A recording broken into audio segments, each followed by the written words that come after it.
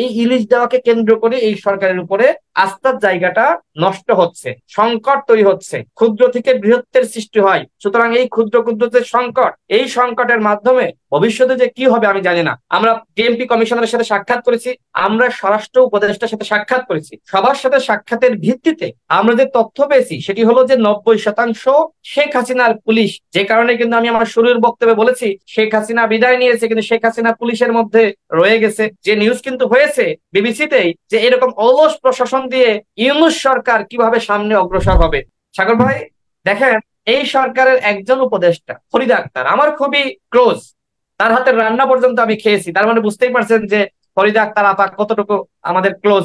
এবং তার যিনি তার হচ্ছে আপনার হাজবেন্ড ফরাদ ভাই, তার সাথেও খুব ভালো সম্পর্ক, সিনিয়র হতে পারেন কিন্তু বন্ধুত্বের সম্পর্ক রয়েছে। তাদের সাথে একসাথে ইফতারি করেছি, একসাথে খাওয়া দাওয়া করেছি, ফরিদা আপার হাতের রান্না খেয়েছি। তো সেই জায়গা থেকে আপার সাথে কিন্তু আমরা দেখা করেছিলাম এবং আপার সাথে এই আলোচনা হয়েছিল। আপা ওই সময় আমাদেরকে বলেছিলেন যে আমরা এইবার আর ভারতে ইলিশ রপ্তানি করব না, ভারতকে আমরা ইলিশ দিব না, আগে আমার দেশের মানুষকে ইলিশ খাওয়াবো এবং ইলিশের দামটা কমিয়ে আনবো। এই কথা কিন্তু আপা আমাদেরকে বলেছিল এবং মিডিয়াতেও বিষয়টা এসেছে এবং বিভিন্ন অনুষ্ঠানেও তিনি এই কথাটা বলেছেন। পরবর্তীতে যে ঘটনা ঘটলো, যে বাণিজ্য মন্ত্রণালয় তাদের পক্ষ থেকে ইলিশ রপ্তানির অনুমোদন দেওয়া হয়েছে, বলা হচ্ছে যে ভারত আবেদন করেছে, ভারত অনুরোধ করেছে। তো আমার কথা হলো যে আপনারা আগ বাড়িয়ে বললেন ইলিশ দিবেন না, ইলিশ খাওয়াবেন না, তাদেরকে ইলিশ খাওয়াবেন না, বাংলাদেশের জনগণকে কম মূল্য খাওয়াবেন,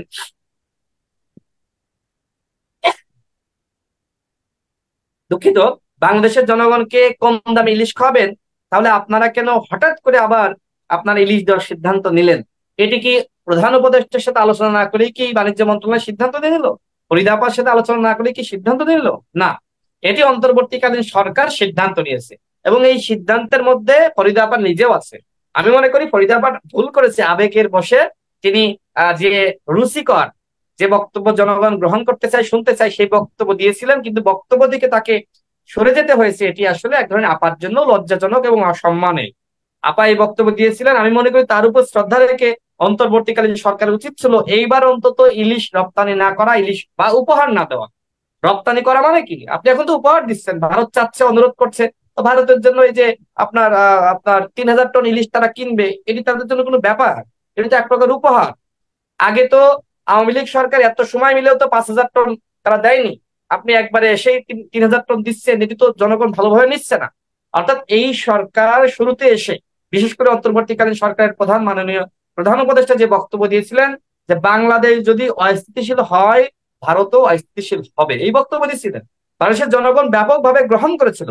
কিন্তু এই যে এখন ইলিশ দেওয়া, হ্যাঁ, এই ইলিশ দেওয়াকে কেন্দ্র করে এই সরকারের উপরে আস্থার জায়গাটা নষ্ট হচ্ছে, সংকট তৈরি হচ্ছে, ক্ষুদ্র থেকে বৃহত্তের সৃষ্টি হয়। সুতরাং এই ক্ষুদ্র ক্ষুদ্র যে সংকট, এই সংকটের মাধ্যমে ভবিষ্যতে যে কি হবে আমি জানি না। ইতিমধ্যে দেখেন এখনো পর্যন্ত পুলিশ ফাংশন করছে না। আজকের পত্রিকার নিউজটা কি, সেখানে একজন ঊর্ধ্বতন কর্মকর্তা বলছে তার আরেকজন ঊর্ধ্বতন কর্মকর্তাকে ফোন দিয়ে যে স্যার এখানে পুলিশ ফাংশন করছে না, আমরা অর্ডার দিচ্ছি, আমাদের অর্ডার শুনছে না। আমরা আইজিবির সাথে সাক্ষাৎ করেছি, আমরা ডিবি প্রধানের সাথে সাক্ষাৎ করেছি, আমরা ডিএমপি কমিশনারের সাথে সাক্ষাৎ করেছি, আমরা স্বরাষ্ট্র উপদেষ্টার সাথে সাক্ষাৎ করেছি।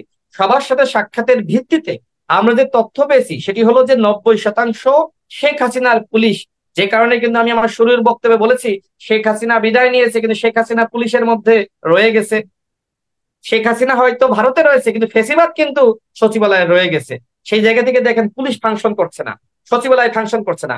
আমি সচিবালয়ের কর্মকর্তাদের সাথে কথা বলে আমি যে তথ্য পেয়েছি, তারা বলছে এখানকার 90% কর্মকর্তা তারা কাজ করে না, তারা অলস বসে থাকে। যে নিউজ কিন্তু হয়েছে বিবিসিতেই যে এরকম অলস প্রশাসন দিয়ে ইউনূস সরকার কিভাবে সামনে অগ্রসর হবে। তো আপনার পুলিশ কাজ করছে না, আপনার হচ্ছে সচিবালয়ের কর্মকর্তারা কাজ করছে না, কোনো একটি বাহিনী, কোনো একটি প্রতিষ্ঠান কাজ করছে না, তাহলে অন্তর্বর্তীকালীন সরকার সফল হবে কিভাবে? তাদের সফল হওয়ার মাধ্যম আছে, বা তারা সফল হতে পারে এই কাজটি করলে, সেটি হলো দলগুলোর সহযোগিতা নেওয়া। আমি জানি না কেন অন্তর্বর্তীকালীন সরকার গণ অধিকার পরিষদের মতন একটি উদীয়মান শক্তিকে কাজে লাগাচ্ছে না, কেন বিএনপি জামাতের মতন এত বড় দল তাদেরকে কাজে লাগাচ্ছে না। রাজনৈতিক দলগুলোকে কাজে লাগিয়ে বাংলাদেশকে যেভাবে স্থিতিশীল করা সম্ভবপর ছিল তারা করছে না, তারা সহযোগিতা নিচ্ছে না। কেন নিচ্ছে না আমি জানি না। এবং সেনাবাহিনীর প্রসঙ্গ এখানে রেজা ভাই এনেছেন, এটি আমি মনে করি অত্যন্ত গুরুত্বপূর্ণ একটি বিষয়। এই আন্দোলনে সেনাবাহিনী ভূমিকা না রাখলে কখনোই শেখ হাসিনার পতন হতো না। একমাত্র সেনাবাহিনীর কারণেই শেখ হাসিনার বিদায় নিশ্চিত হয়েছে। সেনাবাহিনীর সাবেক কর্মকর্তারা মিরপুর ডিওএস থেকে প্রায় 2000 কর্মকর্তা মিছিল নিয়ে এসেছিলেন। যারা নেতৃত্ব দিয়েছিলেন তারা আমার সাথে পরবর্তীতে মিরপুর ডিওএস আমার সাথে মিটিং হয়েছে, তারা আমার সাথে কথা বলেছে। ওই সেনাবাহিনীর কর্মকর্তারা যদি মিছিল না আনতো, যদি রাওয়াতে সেনাবাহিনীর সাবেক কর্মকর্তারা তারা সেখানে সমাবেশ বলেন, সেমিনার বলেন, সেটির আয়োজন করে না বলতো যে আমরা এই হত্যাকাণ্ড মানব না, সেনাবাহিনীকে জনগণের কাতারে দাঁড়াতে হবে, এই কথাগুলো না বললে হয়তো শেখ হাসিনার পতন হতো না। আমি বলবো যে এটি শুধুমাত্র ছাত্র জনতার অভ্যুত্থান না, ছাত্র জনতা শ্রমিক সেনা অভ্যুত্থান। সেনাবাহিনীর যারা আপনার মেজর পর্যায়ে, যারা আপনার জেনারেলের পরে যারা অবস্থান করে, কর্নেল, এই সেনাবাহিনীর এবং জুনিয়র অফিসাররা, আমি কথাগুলো শুনেছি এবং সেনাবাহিনীর পক্ষ থেকে আমাকে জানানো হয়েছে, তারা বলেছে আমরা দেশের জনগণের বিরুদ্ধে অবস্থান নিতে পারবো না, আমরা এদেশের মানুষের বুকে আমরা গুলি চালাতে পারবো না। সেনাবাহিনীর স্পষ্ট বার্তা ছিল এবং সেটি বর্তমান মাননীয় সেনা প্রধান এটি প্রধানমন্ত্রীকে জানিয়ে দেয় যে আমার সেনাবাহিনী জনগণের বিরুদ্ধে দাঁড়াতে পারবে না, আপনি বিদায় নেন। যে কারণে কিন্তু সেনাবাহিনীর সমর্থন যখন শেখ হাসিনা পায়নি, সে কিন্তু লেজ গুটিয়ে হেলিকপ্টারের পা ধরে বা পাখা ধরে বা চাকা ধরে কিন্তু পালিয়ে গেছে। শেখ হাসিনার এমনি এমনি বিদায় হয়নি। এখানে সেনাবাহিনী গণ অভ্যুত্থান বলতেছে, আপনি সেনাবাহিনীকে শ্রদ্ধা কেন করতেছেন না? এই যে ছাত্র নেতাদের উচিত ছিল সেনাবাহিনীর সাথে বৈঠক করা, সেনাবাহিনীর সাবেক কর্মকর্তাদেরকে ফুল দিয়ে শুভেচ্ছা জানানো, তাদের প্রতি স্যালুট জানানো। আপনার ছাত্র নেতাদের উচিত ছিল যে আপনার এই যে ক্যান্টনমেন্টে আসা, সেনাবাহিনীকে শ্রদ্ধা জানানো, সেই শ্রদ্ধাটা কিন্তু এখনো জানানো হয়নি। রেজা ভাই যেটি বলেছে যে সেনাবাহিনীর সাথে এক ধরনের অকৃতজ্ঞতা প্রকাশ করা হয়েছে, এখনো সময় শেষ হয়ে যায়নি। আমি মনে করি বাংলাদেশের জনগণের পক্ষ থেকে, বাংলাদেশের জনগণের, জি রেজা ভাই, রেজা ভাই কিছু বলছেন? হ্যাঁ, বাংলাদেশের জনগণের পক্ষ থেকে যেহেতু জনগণের আন্দোলনের নেতৃত্বে ছিল এই ছাত্র নেতারা, সুতরাং ছাত্র নেতাদের উচিত হবে অনতি বিলম্বে সেনাবাহিনীর সাবেক কর্মকর্তাদেরকে সংবর্ধনা দেওয়া, সেনাবাহিনীর রানিং অফিসারদেরকে সংবর্ধনা দেওয়া, তারা যে আন্দোলনে এই ধরনের ভূমিকা রেখেছে সেই ভূমিকার প্রশংসা করা। আপনি নিশ্চয়ই বলে জাননি যে নৌবাহিনীর একজন সেকেন্ড লেফটেন্যান্ট, সেই ছেলেটির নাম আমি এই মুহূর্তে মনে করতে পারছি না, ওই ছেলেটি 4 আগস্ট এসে যে একটি ভিডিও বার্তা দিয়েছিল, তার সেই ভিডিও বার্তার কারণে বাংলাদেশের জনগণ যেভাবে উদ্বুদ্ধ হয়েছিল, আমরা আর বিগত ইতিহাসে যেতে চাচ্ছি না, শেষ করে দিই।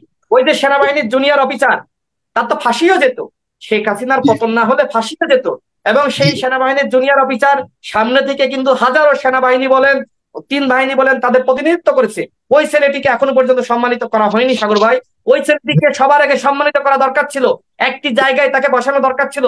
এখানে রেজা ভাই আরেকটি করণীয় ছিল, করণীয় প্রয়োজন ছিল, যার কারণে এ নিয়ে আমরা প্রতিনিয়ত কথা বলবো।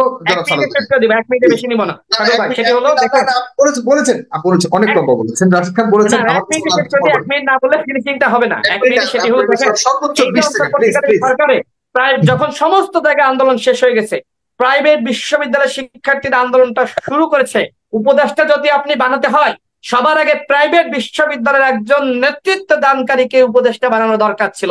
প্রাইভেট বিশ্ববিদ্যালয়ের শিক্ষকরা যে ভূমিকা রেখেছে, যেটি পাবলিক বিশ্ববিদ্যালয়ের শিক্ষকরা ভূমিকা রাখতে পারে নাই, একজন প্রাইভেট বিশ্ববিদ্যালয়ের শিক্ষককে এখনো পর্যন্ত সম্মানিত করা হয়নি। আপনি প্রাইভেটকে বাদ দিয়ে 7 কলেজের ভূমিকা ছিল। 7 কলেজ বলতে ঢাবি অধিভুক্ত যে 7 কলেজ, সেই 7 কলেজের একজন প্রতিনিধি আজকে এই সরকারের কোথাও নাই। আজকে আপনি যদি এইভাবে বৈষম্য সৃষ্টি করেন, আমি ঢাকা বিশ্ববিদ্যালয়ের ছাত্র, রেজা ভাই ঢাকা বিশ্ববিদ্যালয়ের ছাত্র, এখানে আরেকজন সিনিয়র আছেন তিনিও ঢাকা বিশ্ববিদ্যালয়ের ছাত্র, কিন্তু আমরা একটি মেনে নিতে পারি না যে শুধু ঢাকা বিশ্ববিদ্যালয় থেকে নেতৃত্ব আসবে, ঢাকা বিশ্ববিদ্যালয় থেকে অন্তর্বর্তীকালীন সরকারে যাবে, সেটি আমরা কোনোভাবে মানতে পারি না। ওই সময় বাংলাদেশ মানে কি সকল স্তরের প্রতিনিধি নিয়ে সরকার গঠন করা দরকার ছিল। এই সরকার এখনো পর্যন্ত তার যে দুর্বলতা দেখছি, এই সরকার তো 2 মাসও শেষ হয়নি, তার যে সমালোচনা শুরু হয়েছে, দুর্বলতা প্রকাশ পাচ্ছে। আগামী 6 মাস পর্যন্ত তারা এই তাদের যে ক্ষমতা সেটি আসলে কন্টিনিউ করতে পারে কিনা সেটি নিয়ে সন্দেহ সংশয় সৃষ্টি হয়েছে। আমি তাদের প্রতি আহ্বান রাখবো, সকল স্তরের প্রতিনিধিদেরকে সরকারের জায়গা করে দিতে হবে, দলগুলোর সাথে আপনাদের বসতে হবে। এখনো পর্যন্ত দলের সাথে আপনার বৈঠক করে নাই, দলগুলোকে দূরে রেখে আপনারা কি ধন্যবাদ। Thank you.